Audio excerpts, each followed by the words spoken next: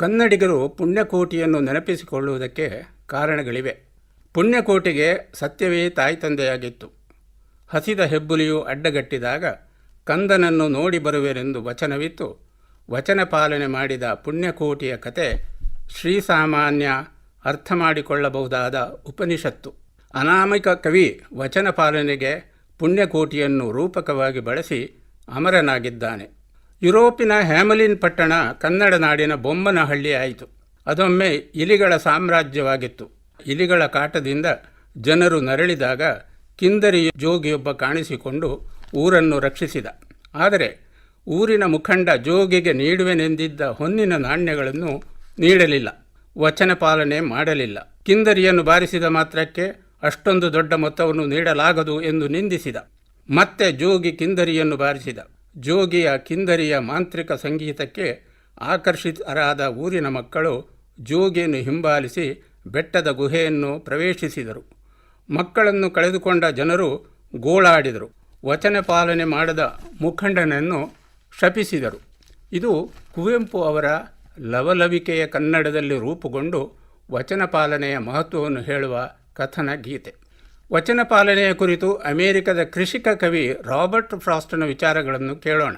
ಸಂಜೆಯ ಹೊತ್ತು ದಟ್ಟವಾದ ಕಾಡು, ದುರ್ಗಮವಾದ ದಾರಿ, ಹಿಮ ಸುರಿದಿದೆ, ದಾರಿ ಹಿಮದಿಂದ ಮುಚ್ಚಿ ಹೋಗಿದೆ, ಕೊಳದ ನೀರು ಕಲ್ಲಾಗಿದೆ. ಆದರೆ ಪಯಣ ಮುಂದುವರಿಯಲೇಬೇಕು. ಅಡ್ಡಿಗಳಿವೆ ಎಂದು ನಿಲ್ಲುವಂತಿಲ್ಲ. ಕೊಟ್ಟ ವಚನಗಳಿವೆ, ವಚನಗಳನ್ನು ಪಾಲಿಸಬೇಕು. ತುಂಬ ದೂರ ಹೋಗಲಿಕ್ಕಿದೆ. ಕೊನೆಯ ನಿದ್ದೆಯ ಮೊದಲು ವಚನಗಳನ್ನು ಪಾಲಿಸಲಿಕ್ಕಿದೆ. ಇದು ಬದುಕಿನ ಪಯಣದ ಚಿತ್ರ.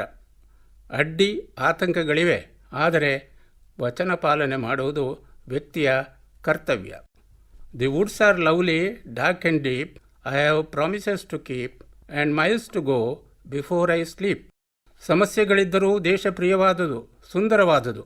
ಜವಾಹರ್ಲಾಲರು ವಚನ ಪಾಲನೆಗಾಗಿ ಶ್ರಮಿಸುತ್ತಿದ್ದರು. ಫ್ರಾಸ್ಟನ ಕವಿತೆಯ ಈ ಸಾಲುಗಳನ್ನು ತನ್ನ ಅಧ್ಯಯನ ಕೋಣೆಯಲ್ಲಿ ಬರೆದಿರಿಸಿದ್ದರು.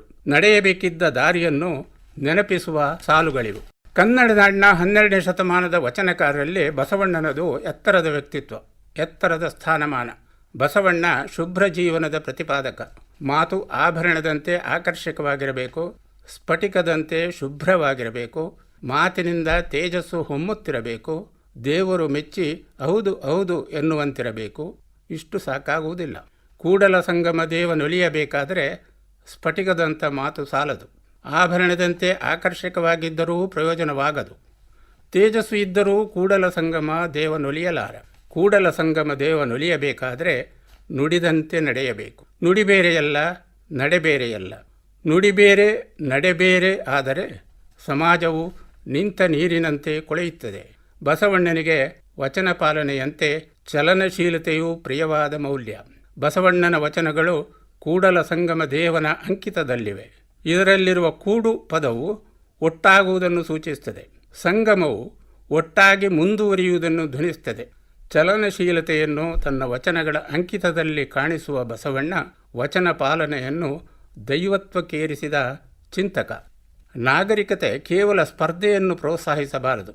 ವಚನ ಪಾಲನೆ ಸಾಂಸ್ಕೃತಿಕ ಸಂಗತಿ. ಸಂಸ್ಕೃತಿಯು ನಾಗರಿಕತೆಯ ಹೃದಯ ಎಂಬುದನ್ನು ಮರೆಯುವಂತಿಲ್ಲ.